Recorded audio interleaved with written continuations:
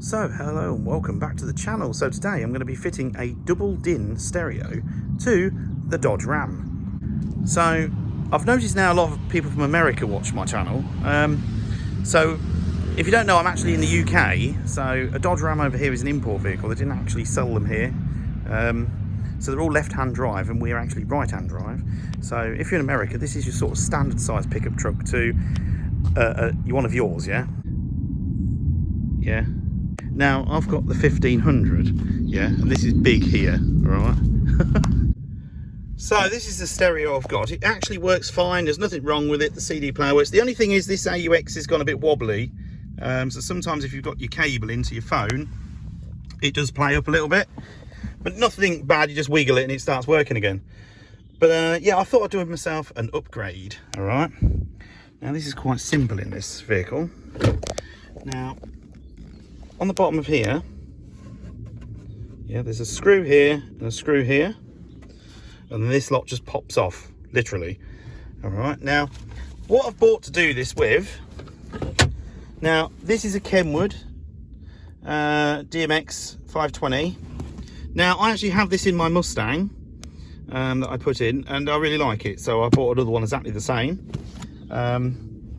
This has got Apple CarPlay, Android, all that, yeah. I find it quite handy because you can listen to music without having to keep plugging your phone in, if you know what I mean. You only need to plug in if you're going to use the Apple CarPlay. Now, I've already opened it, but this is the surround I've bought from Rock Auto, made in the USA. Yes. So, this one, if I can get it out, all right, bear with me. So, you can get a new fascia panel where it's already got the hole cut in. The problem is, because I'm here in the UK, they're not common yet, and this has this sort of wood effect, like on the door. All right. Now, the only ones I could find are silver and black. All right, but then I couldn't find those in silver or black, and I quite like the wood effect anyway. To be fair, it's quite cool. So I've bought this. So we're going to have to actually cut part of the dashboard. So this basically just clips on, and then you just screw it on through this. So that'll go on there like, oh, let's have a look. Basically like that, yeah, with the double din. All right, so we're going to have to cut this off that I know of. Not sure if it's going to want trimming down each side, not sure yet. We'll have to use a Dremel or something, but yeah, so generally it's going to go like that with a double din in, which I think is quite smart, to be honest. Yeah, because look, that looks like that edge clips into there, sort of thing. So yeah, so this is what we're doing this afternoon. Now, the first thing I'm going to try before... Oh, sorry, I haven't shown you. We've got another aerial as well. Apparently, this is the one I need. Yeah. All right, so apparently that's the original one. Oh, and I've got the adapter. Now, I took a bit of a chance on the adapter because I asked a few people and nobody really knew, because obviously this is a Dodge Ram and they didn't sell them here, so nobody has any idea. It looks right to me for the stereo I've bought.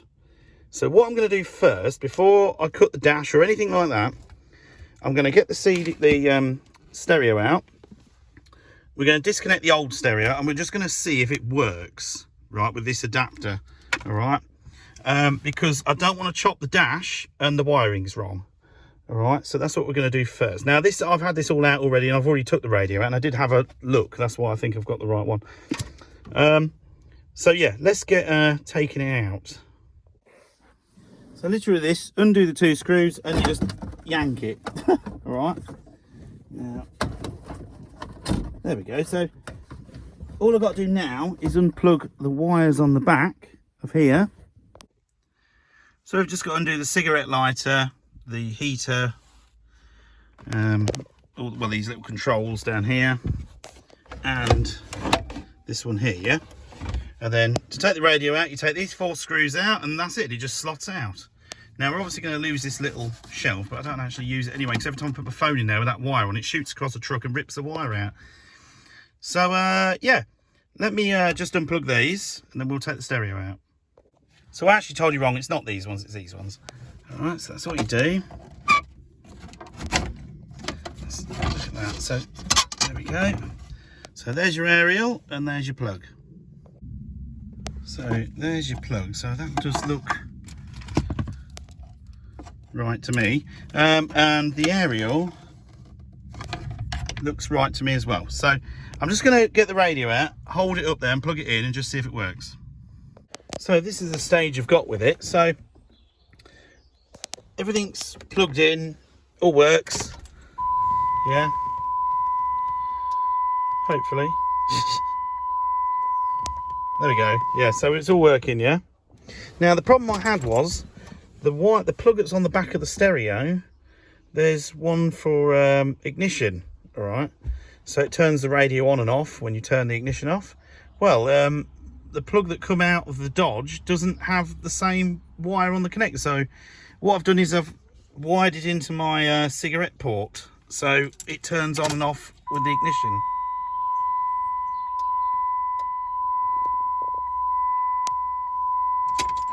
Yeah, just to make it easier. I didn't really want to have to start taking half the dashboard out, but yeah, so I'm not quite sure what other people do, and I can't ask anyone because nobody has a Dodge Ram here in the UK. So so that's my option. So the worst bit is to come. I'm gonna have to cut the dashboard. Oh my days. So like I say, this is the bit that comes with the kit, just goes on the side. It can only go one way because there's a little pin there, it sticks into the dashboard.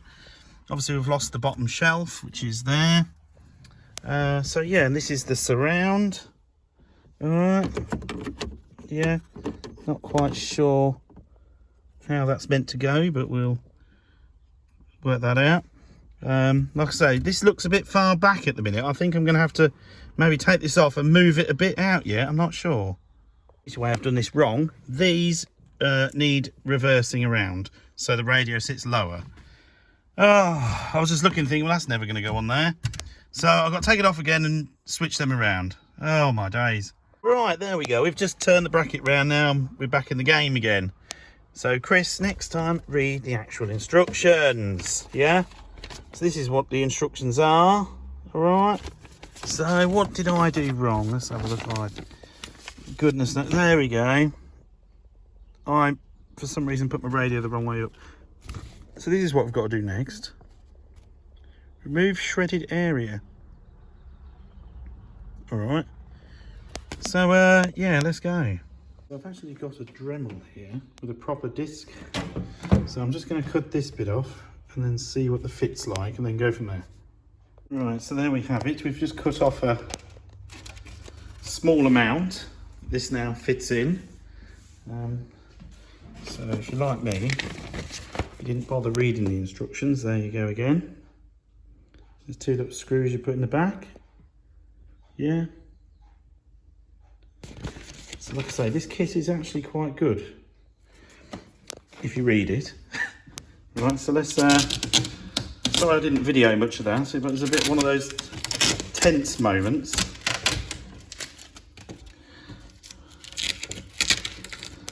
At the moment we've all been waiting for you.